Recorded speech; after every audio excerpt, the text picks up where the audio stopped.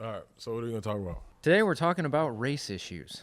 So I shared with you this video, or not a video. Article. I shared with you an article of the NBA player Kyle Korver, who recently dropped an article talking about his white privilege while being an NBA player, and he frames it around two stories, two events that happened. Say to the dude's him. name. It's so smooth. Kyle No, the Korver. other guy. The Oh yeah, smooth I'll guy. get there. Yeah. So the first story is he's talking about his friend Thabo Cephalosha.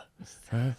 Thabo Cephalosha, who is a European who played professionally in Italy, With France. that name, you better be European. Yeah, Italy, France, and Turkey. But I think he's biracial. So like one of his parents is his dad or mother. It was like Trevor Noah's parents. I think it was Yeah, Swiss and South Africa. Swiss and South Yeah. African. But I think his parents were flipped. I'm not sure. Yeah, it was something like that, right? But he's Yeah. a teammate of Kyle Korver's a couple of years ago when Thabo got arrested by the NYPD, subsequently had his leg broken. Promptly Had his leg broken because of excessive force from the NYPD. Mm-hmm. Oh, my heavens. Who would have ever thought, right? But when Kyle heard about the incident, his first response, and he calls it a reflex response, was, well, what was Thabo doing out? Right. What was going on? So it was he later on he recognizes that it's like a subtle sort of victim blaming. Right, and he realized that, well, if it was me in that situation, the situation might not have escalated to that point simply because of my skin. Yeah. He calls that out, which is understandable. Yeah. And when you understand the tribal nature of people based on the easiest way of discerning the difference between people just on the visual. Yeah. So if Right, you're looking and at so- somebody, if people were looking at you and me, they would say, like, if they were going to be like, which one is Trent? Nobody's going to be like, oh, Trent's the one with the hat. Maybe some would, but which one's Trent? They're like, the white one. Right? Is that a pretty white name, Trent, do you think? I No. Jonathan's pretty... No, what I'm saying is at that point that you're saying, like, we visually mark off each other according to these externals. You see what I'm saying? Yeah. So that Kyle might have been afforded a different approach by the cops simply because of what he looks like. Yeah. And what I'm saying is that we all Completely. make those distinctions even in something as quick as an explanation of, like, which one is Trent? The thing we don't remark out, oh, he's the one with the hoodie on. Right. They're like, no, which one's Trent? Oh, the white one. So yeah, I wish... So here's a dynamic we both experienced. I don't know if you actually experienced because I wasn't there with you, but in the Marshall Islands, Yeah. if you saw another person that was American, you'd be able to spot them as American immediately. So the And it Marshall was Islands are where? out in the middle of the Western Pacific. Yeah, the Marshall Islands are in Micronesia. They're about 5-hour flight west of You Hawaii. go from California to Hawaii, go the same distance and direction, just keep going, and you'll end up in the Marshall Islands. And so Trent Middle of and I, nowhere. at different times of our lives, served on this island as volunteer teachers for the course of a school year, and we lived on what was literally a 38-mile-long spit of sand that at its widest was a mile, maybe? No, 3/4 of a no, mile? Like not quarter mile at the most. Nah, half mile at least. Nah, I'd go quarter mile. All right, well, we'll agree to disagree. I'm right. Anyway, your story?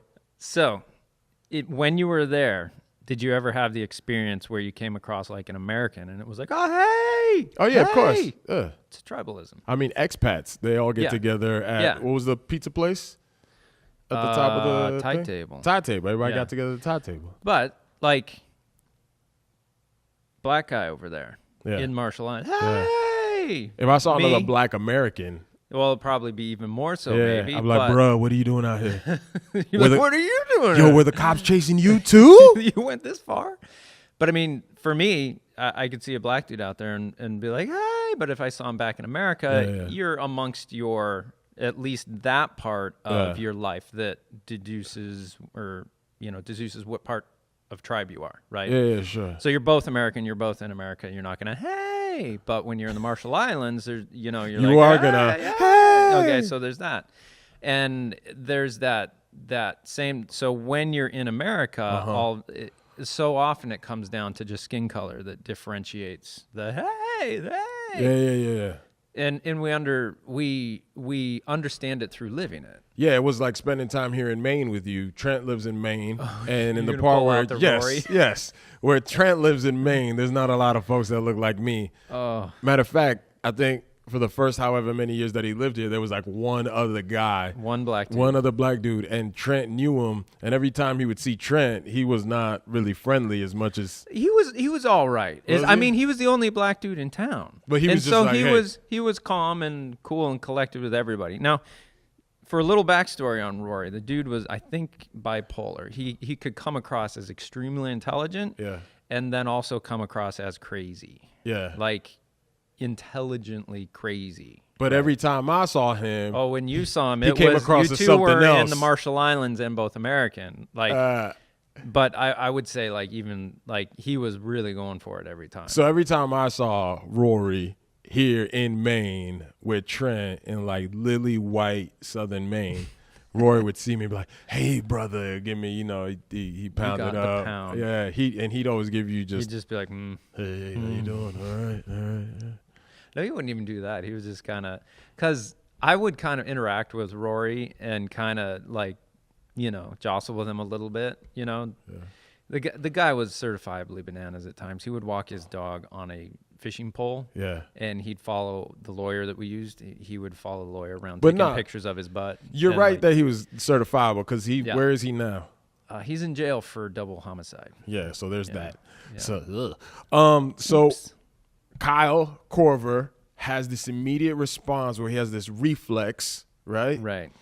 But he also recognizes that it might have been different had he been in that situation. But here's what he recognizes in the piece that's really important for me. Yeah, but maybe we should describe the rest of like why you wrote the piece to begin with, not just the I can't remember the guy's name already. Yeah, we'll get there. So, but in the first part of the piece, what ends up happening is that he says, as it came out that Thabo was the recipient of excessive force, that the NYPD, oh my heavens, no, beat up a black man, oh my heavens, don't say it.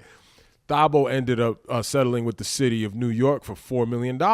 So Kyle, after seeing all this come together, he says that he felt as though he had let his friend down by having this immediate reflexive thought, right? Mm-hmm. Fast forward a little while later, and Kyle Korver has since then been traded to the Utah Jazz, right? And in a game recently, Russell Westbrook of the visiting Oklahoma City Thunder is standing courtside waiting for an inbound play.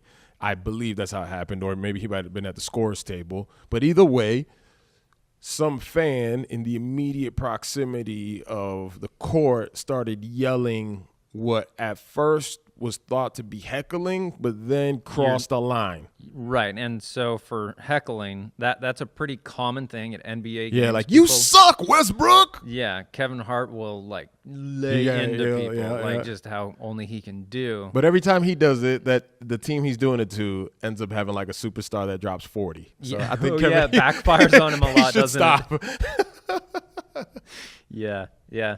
But this guy, whoever was in the stands, heckling this guy, Russell Westbrook. And reigning Russell MVP. Eventually, I think, threatens. No. He won MVP 2 years ago. Keep going. Yep. So Russell eventually threatens this poor fan and his wife. Yeah, and this is caught on video. On video. Yeah, he's makes Russell look bad. Right? And Russell's like, yo, I will mess you up. Not in those words. And then he's like, and I'll do the same to your wife. Not in those words. So it got really intense. So in interesting. Okay, so this is gonna maybe cross some lines, but I don't know. But that's why we do these things. Yeah, but that's interesting. That's usually the thing you say before you say something racist. But go for it. Oh, I'm not going there. Oh, okay. Like, how does this in any way compare to the stuff that happened to Michael Richards? You know him as Cosmo Kramer. Yeah, but that dude... He was getting heckled, and he went right to the most hurtful, like, insulting thing he could find, and it was horrible stuff. Yeah, which is the stuff that's out of bounds in our culture. Like, we've decided it's out of bounds. Yeah, that's an interesting culture. So this is what happens, discussion as well. Right? Like, you can heckle a player. Like, Russell Westbrook, your fashion choices are terrible. Right. That T-shirt you're wearing is actually a child small. Right. Don't You're come into the too arena. skinny, Yeah. whatever. Right? You know, these are like You these- have whiskers for a mustache because he literally has like whiskers at the end. It's terrible. like Fu Manchu kind of Nah, it's deal. just he has like these stray whiskers that are like Oh. orphaned hairs that didn't quite know their parents, the mustache, right? And they just kind of there. I don't know. Some people can't grow a mustache. It's a Westbrook thing. Mine grows straight out. And Do stuff. they? Yeah. So you can get heckled for that. Yeah. Right? Yeah. But then And it's not that big a deal. It's something out of my control. yeah. Well, But no, it's- not really. I can shave it. Sure, but even then, it's fun. It's playful. It doesn't have this whole baggage and history along Baggage with of it. your right? whole entire upbringing of all the psychological implications of growing up black in America. Yeah, so there's heckling, right? Like Right. homeboy could have been like, "Yo, you ain't nothing without Kevin Durant. Right. All you do is, stuff your stat sheet by getting meaningless assists and rebounds." Now you see like my inner NBA fan coming Right. out. I'm like, yeah, whatever like, that means. Russell Westbrook, you dope, but you're not that dope. Like it could have gone anywhere there. I mean, those are all within bounds of heckling. Yes, but instead, He went historical and like, I'm going to bring up the past and come across as a bigot, and I'm going to hit you where I know I can really, really piss you off. so a little context. Kyle gets asked about Russell's outburst after the game. Kyle responds something like, well, Russ is a little surly, or Russell, he's always John. It is what it is. But then later, it comes out through eyewitness accounts that the fan in question had actually said some pretty obscene things, sexual in nature, and then he had used the word boy, like Right. racially charged word. Now, for people who don't get, again, like why boy can be insulting, there's nothing insulting about the word boy, but used in this context is very insulting. Why? Yeah, like there's nothing insulting about the pen that's sitting right here. But, Right. if you call me boy one more time, when it ends up in your neck, it's Right. Yeah, but why is the, using Trent got using tight. He was like, oh. that- But like break that down for All right, so boy, like historically it's been used as a phrase to subordinate black men in a servile position, particularly in keeping with slavery. Right. So that even if there's like a black man who's 55 years old, he's walking down the street and he sees an 18-year-old white man, this is in the past, that 18-year-old white man, who he himself is barely a man, he's a Right. boy, but he would in turn call his elder, the black man, a boy. And it's like part of the culture that the white person has the ability to denigrate and speak to another black man in this way in order to reinforce Right. the distance. like here's the hierarchy, buddy. Yeah. So I don't care if you're a 60-year-old white man who's a grandfather and I'm an 18-year-old white kid. If you use that reference, it's going to be I can call you seriously boy. inflammatory. It's boy in order to it recognizes and it speaks to and it like enforces the distance, and that distance is not only one of class, but it's also one of dignity and worth. Right? Yeah, that's and value. Yeah. So boy carries this connotation of like Yeah. I mean, if someone called me boy, even of the same race, it's just like, what? yeah, because know? you don't participate in the receiving end of the denigration, right? Like that's never Yeah. been your It's only insulting on the level of like, do you know I'm in my 40s? Yeah. It's not like it doesn't carry all that. yeah, because other it doesn't baggage. carry all that cultural weight, right? Right, And it's right. that sort of thing of like on the other side of it, like you can call your kid stupid, but Right. somebody else can't call my Right, kid. you can complain all you want about your family, but as soon as someone else, I experienced that with a good friend once, where I was ragging on his brother for some reason when I was a kid, and eventually I'm just like going on, and all of a sudden he springs up, and my face is in the ground, and I'm like, what's going on? Well, that was like the time, you remember our mutual friend, Brian Gang. Hey, Brian. Brian, one time, Brian also served in the Marshall Islands with both Trent and I. He was like the bridge between the time Yeah. you served and the time Yeah. I served. And Brian one day was trying to make this point about not all cultures are the same. And he was saying something, but it was along the not racist, it was racialized. But then he wanted to use my mom as an example. And at the time, I wasn't trying to hear it. I was like, hey, he man. activated your amygdala. Yeah. He totally activated. he activated something because my amygdala sent the message to my arms, and my arms sent the message to my hands, and then my hands made contact with his neck, and they began to squeeze. Remember that? So I was 20. I was 20, 21. We're friends now, you know, but nothing quite makes a friendship like that one time you tried to choke him. Right. I've choked other friends out. I've been stabbed by a friend. I smashed an egg on a friend's head. But. You see what I'm saying? And you would think that it would be my experience that would be more violent, but no, he's the one that's been stabbed by friends, a white friend. Well, right? to be fair, I came at him with a knife. And Your so white he friend? Took it, he took it and like bent my arm and like put it behind my back. This like, white on white crime, man. This Yeah, white it's on white gotta crime. stop. It's got to stop. It's got to stop. So what happens? Korver gets interviewed about Russell. Later on, it comes out that this dude crossed the line because the video that was taken on social media where Russell had this exchange with the fan didn't give the whole exchange. It just looks like Russell being a just aggressive ass to this guy. And not only and Russell is aggressive. You watch him on the basketball court, his whole basketball game is aggressive, right? But then I think the bridge there is that there's this other side in where we're quick to attribute a certain amount of aggressiveness to him precisely because of the color of his skin, right? Yes, I'll absolutely give you that. Okay, right? I'm not trying to take away from that, but at the same time, you're about what to I'm catch saying, something in your neck. what I'm saying is that this, in some ways, has direct ties to that kid wearing the MAGA hat with Native American dude that was recent. You remember that? I do, but I'm And withholding people got, my outrage right now. Hold on. Hey, only hey, in that. Hey. Only in that, when you see the entirety of what happened there, there's a different thing that you take away from that than where you just given this snippet. Russell's case, you get a snippet and you make a snap. Well, judgment. this goes to the greater problem of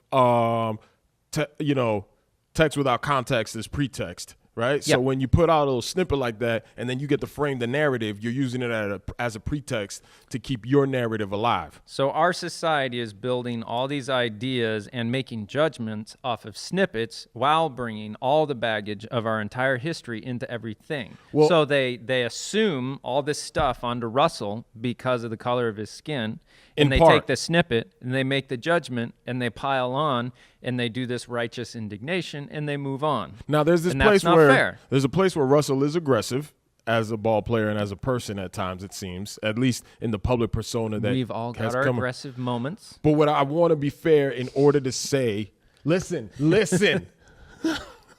I'm not as aggressive. Yeah, but you're passive. You're just as aggressive, bro. You're just passive aggressive. Yeah. You know good and well you are.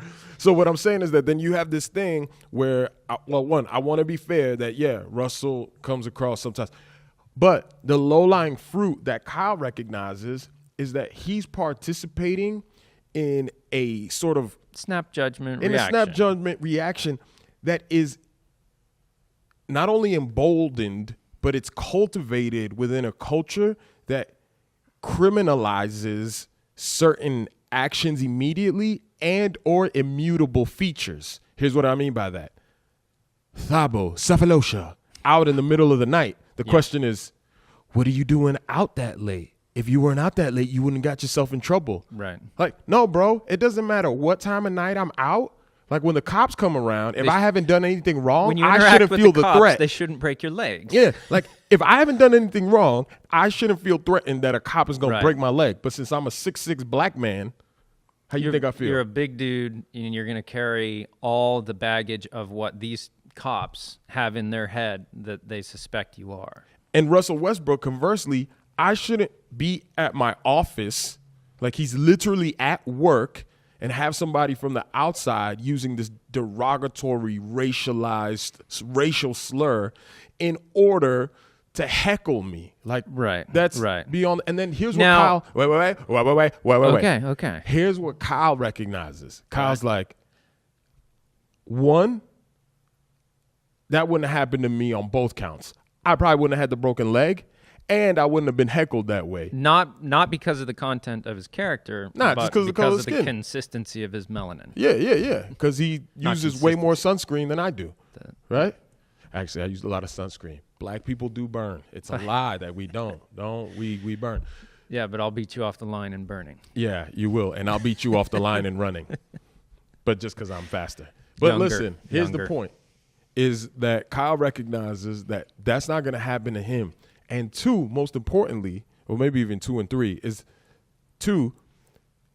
that as this is happening, Kyle has the ability to either opt into the conversation and speak on behalf of Thabo and Russell, or opt into the conversation and actually illuminate his fellow white players. So or there's that. Opt out.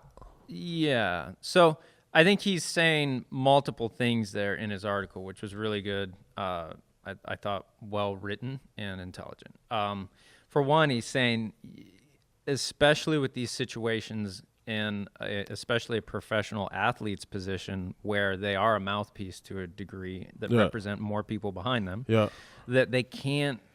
That was something he said. Kyle's like, I know that I have more in common with the dude sitting at courtside than I do with sometimes the players. Yeah, that's an interesting thing, because even though you might make gobzillions, just dribbling a ball and throwing it through a hoop, as soon as you're not on that court, you're a black man in America. Yep. That's a thing. Trick Daddy had a song about that. It don't matter what you're still a. Yeah, like you put Jay-Z in a '84 Corolla driving through Alabama, and he's out of luck. Yeah. Yeah. I think he was saying a couple things there. For one, the idea of a response that does not carry some thought to it in those situations is dangerous, because it reinforces patterns of thinking. You talking about Kyle? Yeah. So when Kyle gets interviewed, he's like highlighting. Yeah. It's almost like looking back at one himself. point he has a track record with Russell. Yeah. Of saying this guy's can be snappy or aggressive or whatever, and that surly at least. I mean, in the guy's defense, it's an appropriate response if it's after the game, something happened, I don't know what it is, but these people have got a mic in your face, they want a response, and he's like, I don't know, he's an aggressive guy or whatever, and surly at least. Let's use surly, and I want to go take a shower and crash after 2. But he's being playful too. He's like, Russ can be a little, he jaws a little bit, whatever. Which is true. Yeah. Right? Yeah. But in this situation, if that stuff had happened and it wasn't around anything racial, it would have been an appropriate response. Continue. Yeah. But in these situations, without context, without the person interviewing Kyle, I have to keep looking at these because I don't know anyone's name and I'm not into basketball. Really? Yeah. Nothing about you would have given it away. Hey. Yeah. No. So, you're judging me on my appearance, Johnathan. Actually, guys that are really in the know about the NBA, like a ton of them look like you. It's just like, Barstool Sports, Bleacher Report, all these guys like there. Well, anyways, this guy made a response. That's Trent saying, I don't care, whatever, let's keep going. Yeah, I have a hard time being interested in things I'm not interested in. It's a character flaw. See, passive aggressive. So, in one circumstance, his response, there's nothing wrong with it. But since this incident that the reporter was asking him about carried racial connotations or overtones or whatever, it was a racial situation. But Kyle was unaware that it was racial at that point. Kyle did not know at that point that this had. The conversation between heckling and sports person had degraded into a racial interaction. He didn't know that. Yeah. I wouldn't hold him at fault at all for his response at that moment. Sure. Now, had the reporter given him this context, saying, hey, it seemed like this fan was getting crazy and going kind of, it was going far right on him. And that, Russell responded with some threats, bodily threats to this guy and that. For him to, at that point, say, well, how you can be a little surly, is to disregard that this person took it to a place that was not something that we as a society want to embrace or see as appropriate in any manner. Yeah. Because Right? ultimately, what we're not doing is, this is the thing we want to say no to. We technically said no to a long time ago, is immutable feature. Like, right. We don't want to antagonize, discriminate, make fun of, degrade on anything that comes to a person as an immutable feature. That's just completely unfair. We don't want to take an immutable. Yeah, we don't want to take an immutable feature and then weaponize it against you in order to create this hierarchy. What do I mean by that? Like, sure. As a culture, we're saying, hopefully, at the best day, what we're saying is that an immutable feature like the color of my skin, you can't take it and weaponize it against me because we live in a culture. You can't limit you. Well, I mean weaponize in the sense of, think about the heckler. Mm-hmm. The heckler is actually trying to get into Russell's head. And the reason he's trying to get into Russell's head is because he wants his team to win. Maybe he hates Russell just because of who Russell is. But I don't want to get into the psychology of that, but we know that the psychology of heckling is good banter, good fun, but at the same time, you're supporting your team and you're heckling the other team in a playful. But you sterilize tribalism, right? But at the same time, it is sterile tribalism, right? But it's at the same time, you're just trying to destabilize Russell. You're trying to. This is the idea of getting in his head so that he doesn't perform as good because he's such a great ball player, right? And you don't want him to go off on your team. So what do? You say things like, "Oh man, your eyes are too close to each other," right? Like, you say stupid stuff, right? You know, you can't hit the broadside of a barn, right? You try to build a house with all them bricks, right? Like, that's all good and acceptable because it's commenting on his game, it's playful, it's within the realms of, like, the coordinated norms that we've agreed that we can operate in, particularly when you're sitting at a sporting event. But then when you're like, yo, Russell, get on your knees, boy. Yeah, it's like, okay, and then I think he said something like, just like you used to, boy. Like, huh? Okay, so that's where I think this polarization politically and everything else is having this incredibly damaging effect on our country. But watch what's happening, Trent, is that he's leveraging an immutable feature, which is Russell's race. Yep. There's an implicit connection there with the use of the term boy. Yep. And by using it, he's deploying this word as a weapon in order to psychologically harm Russell and achieve what he wants to do in heckling. Yes, and get under his skin. Get under his skin, while at the same time positioning himself over and above him. But on what basis? On the basis of, at least on one level, the color of Russell's skin. Right. How do we know that? By the use of the word boy. Sure. Right? Yeah. This is what's going on. Right, which you explain, the use of the word boy, like, to a lot of white people wouldn't get that connotation, which is interesting to me. It was one of those things when you explained it to me for the first time, I was like, whoa, never thought of that. That's a thing. Yeah. So it's interesting to me that this fan had a desired end result, getting under Russell's skin to make him perform badly. Yeah. And he had all these things that he could do to Russell that were not nice. Yeah. You know, like, you're ugly. Yeah. Which is an immutable feature, if you want to put it there, right? Okay. You know, or your legs are too skinny, it's very or whatever subjective, else. Though. Right? Yeah, but they're light, like kindergarten type of insults, you know, and you're lightly heckling.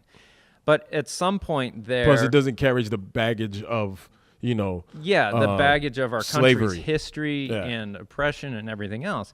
As a culture Trent, and society... we're sending you to the farm because your eyes are too close together and we just think you ugly. You're not going to split any atoms. So we as a society, we move that line with our national discourse, right? Where we say this kind of stuff is not okay to do, right? And like, at some point this guy crossed the line and did not like explicitly say like the N-word or anything else, because that's... What word was that? That's way far. What negligent. Word? You've been negligent on the court. So it's kind of like right when you start to say negligent, it's like, whoa, you better finish that, all right? Okay. Don't you think I won't give you a $5 ass whooping right here on this podcast? So, we've established as a country where this vague, somewhat vague line is. And this guy knew that he could maybe get away with boy, and the people around him wouldn't call him out, and he could use it to get under his skin.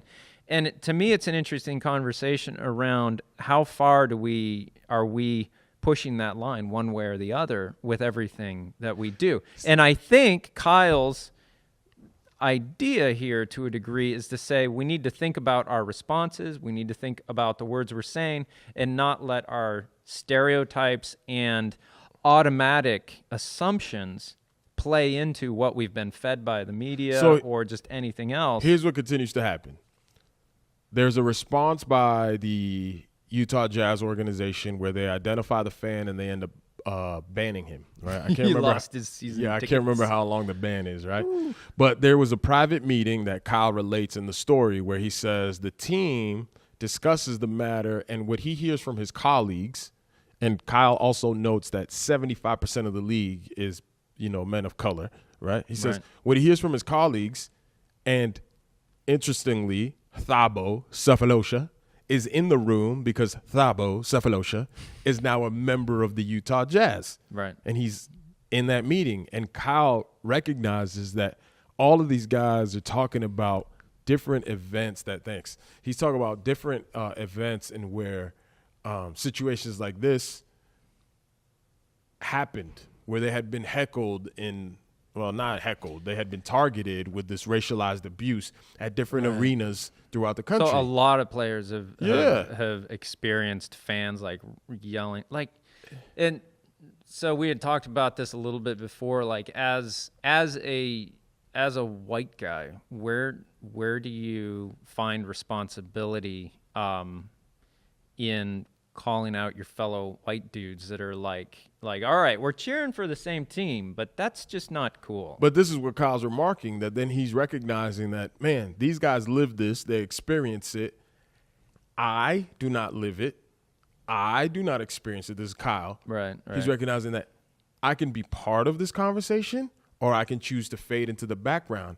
But in recognizing that he can either opt in or opt out, he recognizes that the ability to choose is a privilege that those other black guys in that room don't have. That's an interesting point. Yeah, you're not forced to be part of that conversation because you can go back to, white suburbia and exist without being oppressed by the police. Or he can continue to play in a majority black professional basketball league. He doesn't return to white suburbia. He exists in black NBA, and even while being in black NBA as a white guy, because he's part of the broader culture, he doesn't need to participate in the conversation, and he's still good. Right. His colleagues are going to respect him. The fans are going to love him. The fans are going to see him as, quote unquote, this white savior because he's one of the more recognizable white faces in the NBA, and he recognizes this by his own admission.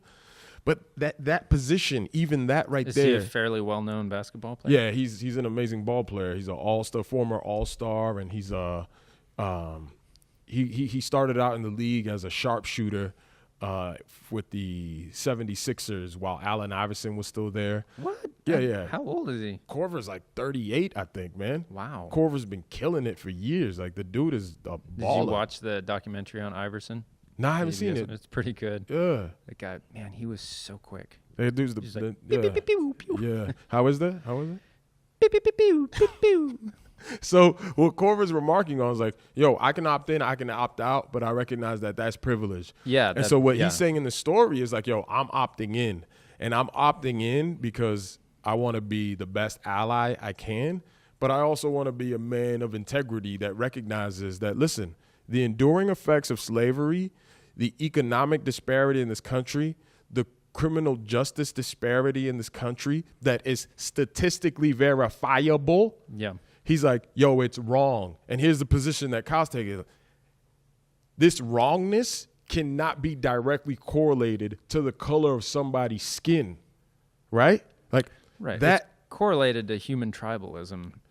And also the enduring effects of the huge moral wrong that is slavery, right? Chattel slavery in the United States. Because people talk about like, well, the the injustices of the past lead to the inequalities of today. And I used to use a line like that. But let me just correctly name what the injustice is. True, right? Yeah, but I just want to put my finger right on what, All right. instead of like this generalized sense of injustice, it's the enduring effects of black people being enslaved in this country and then being left behind as second-class citizens after they were liberated from slavery, and then being isolated from the economic progress in the U.S. because they're black. On the outside looking in. Totally. And left on the outside looking in, so that the injustices of yesteryear lead to the inequalities of today. But I just want to name what that injustice is. American chattel slavery, perpetuated by land-owning elite white men. I own land. I'm white.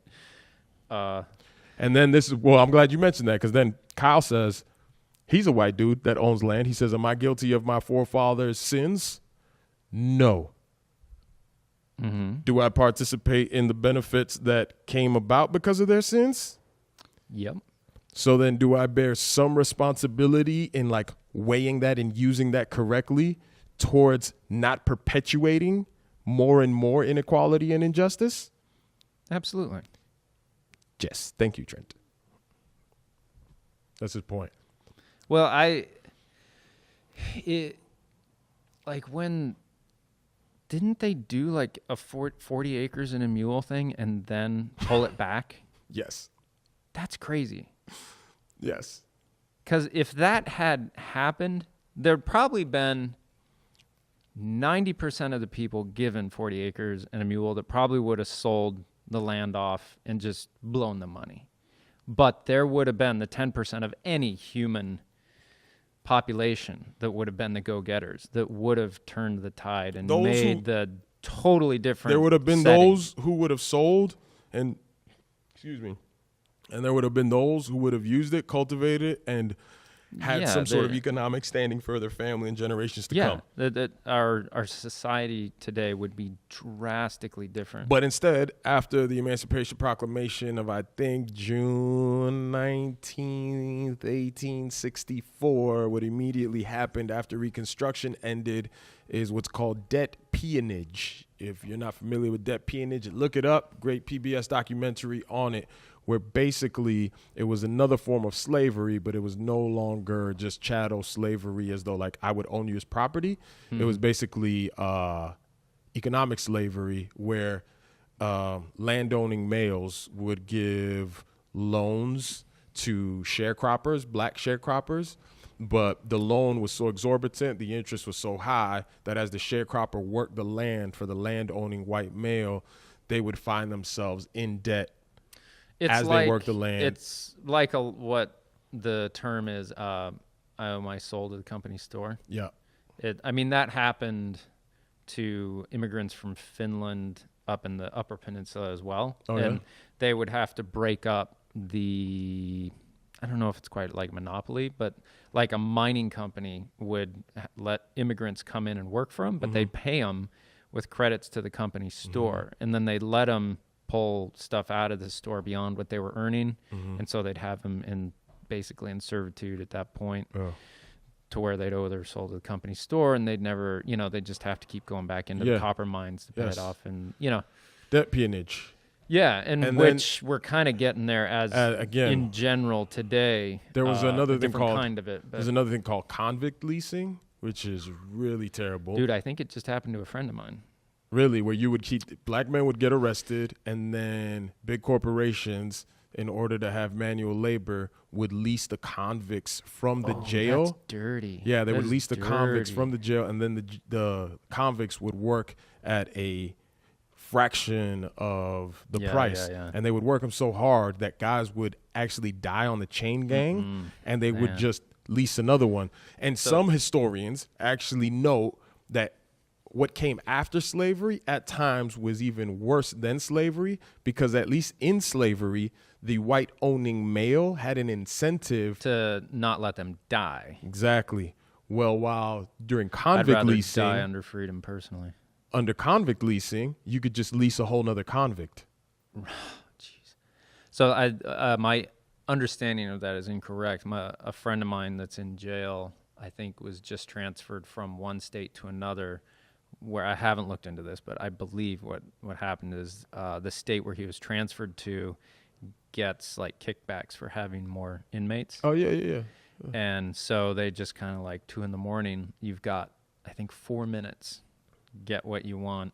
And you're put in a animal carrier, basically. And they shipped him over to this other state. Don't tell any of your loved ones, where you're at, anything else. And they put you into this new system, new people, and I think the room where he's at now is just like all bunks in one huge room. And privatized prison industrial system, complex. Oh, that is so scary. Can you imagine if you got sucked into that somehow and like you just lose all control of your life? And well, that's another conversation we should have like on another episode about the prison industrial complex and how it's. I mean, the interesting things that this conversation around what happened with the story that Kyle wrote about and with Russell is, I want to live in a country, for one, where if we decide what we will say in our country by the conversation within the country, not the legislation to say you can say this and you can't say that.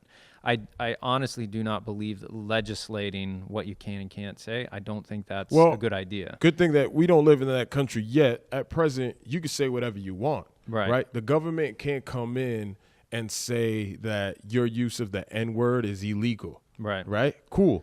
But here's the deal, is that does not then translate to your social circle. The government's not going to come and throw you in jail because you use the N-word.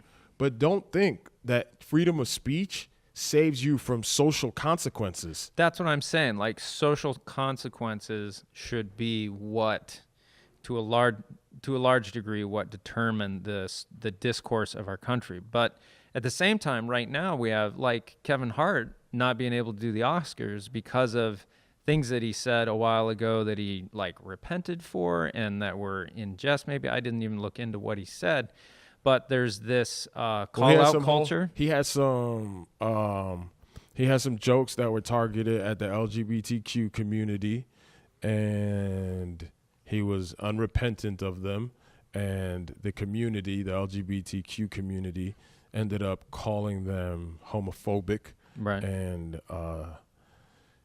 subsequently, he was let go from hosting duties, and he never clearly came out and apologize for the statements. Well, I'm not sure that he apologized for the statements as much as he apologized for offense. Right. So he didn't denounce the statements as much as he said, listen, my intent was not to hurt. My intent is comedy. I don't mean to offend. And he stuck by that. And then he was pretty adamant about not intentionally trying to offend a class of people, while at the same time saying, listen, man, it's comedy. There has to be some leeway.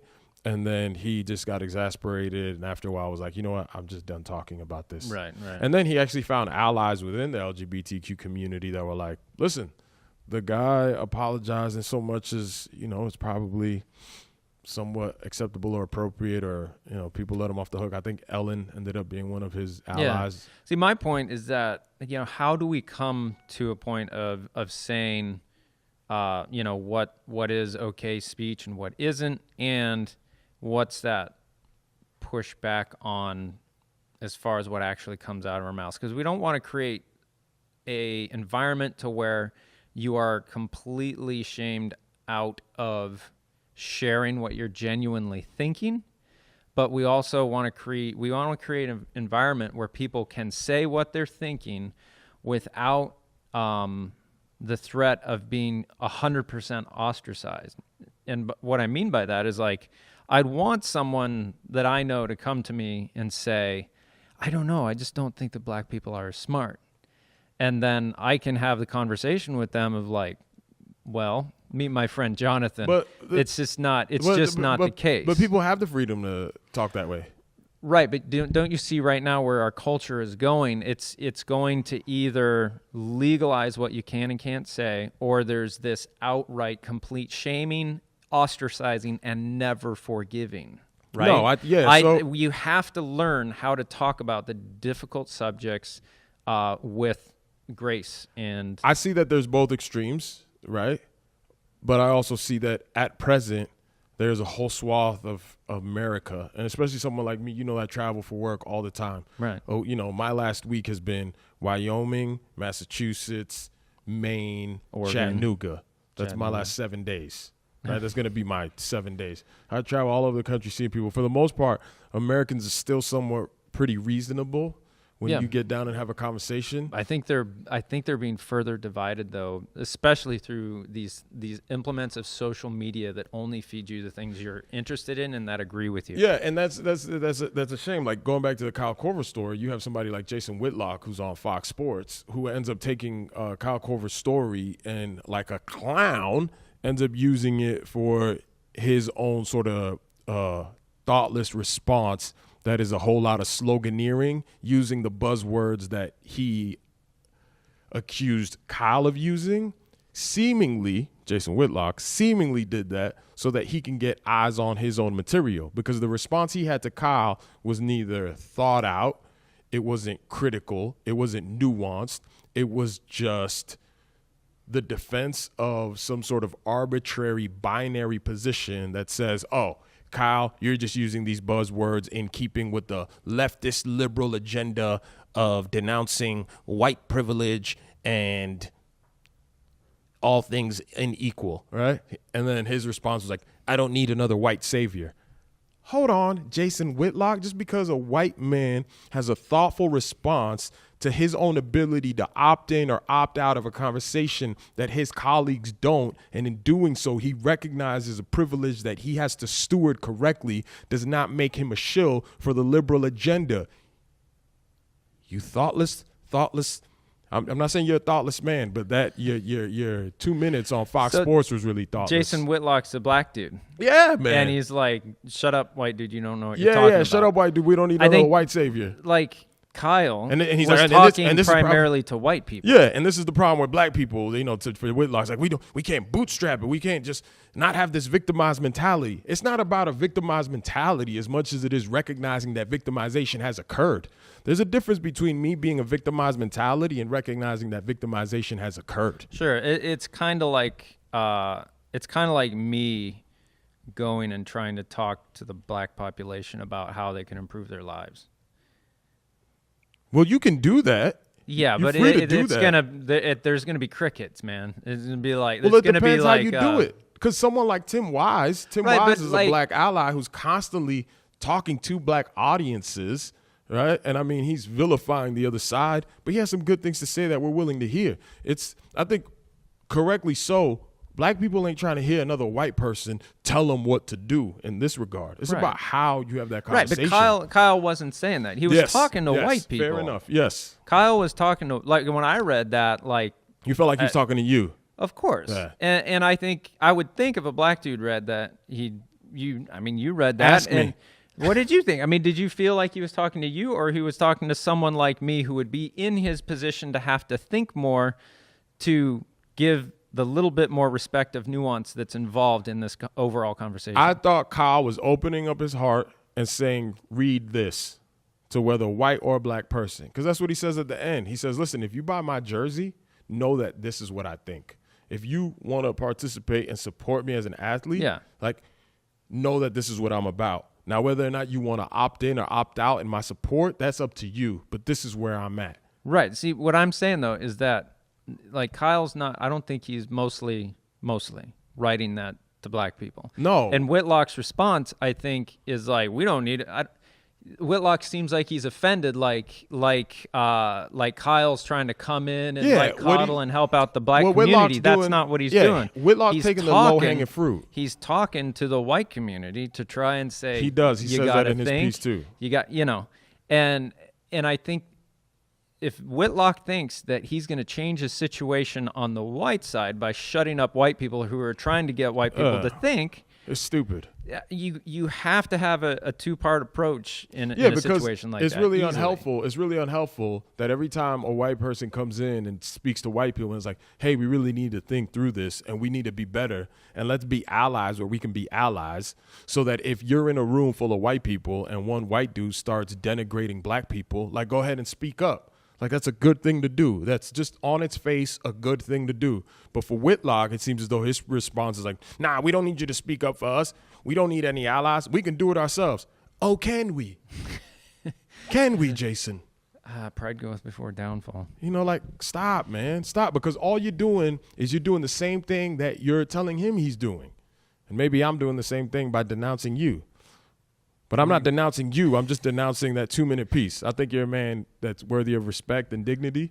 I respect you, Whitlock. I just think that 2-minute idea was hot garbage, as the French say. Yeah, I think it's an interesting dynamic where, like, if you have a friendship on this level, we can talk to each other primarily as people. Yes. Like, irregardless that, darn it. Regardless. Irregardless is not a word. You simpleton. Darn it. Regardless of skin tone, it's like we know each other beyond that, right? And you know where I'm coming at. I know where you're coming from, back and forth. But if you're having a public conversation like this guy was writing, this is a public piece, you can really mostly only connect with your tribe as easily, right? You have to have some Dave Chappelle level genius to be able to go past your tribal boundaries and communicate to the hearts of those beyond your most. And by tribe, I'm not trying to divide people as much as I'm trying to get people to realize. You're talking about like groups sorted. Yeah, groups sorted by the most easily discernible features, which is right? Sometimes the color of your skin, right? Or the silly hats that you wear. Silly hats. So yeah, you're a grown man wearing the hat of a 12-year-old. That's how I'm most comfortable. Looking like a high school skater, but you're closer to AARP than you are. That's what I'm saying. Am I closer to AARP age than you're closer than to AARP than you are valedictorian? Ooh, that's true. I see you still have your Patagonia shirt, though. Yo, anyway, that's another conversation. These were our thoughts on Kyle Korver. We keep the conversation going. I don't know how we're going to keep the conversation going, but we'll talk about a whole bunch of stuff. Here and there. And so ladies and gentlemen, this is my white friend, Trent. And my black friend, Johnathan. All right, we'll see y'all later. Is this how we're signing off each other?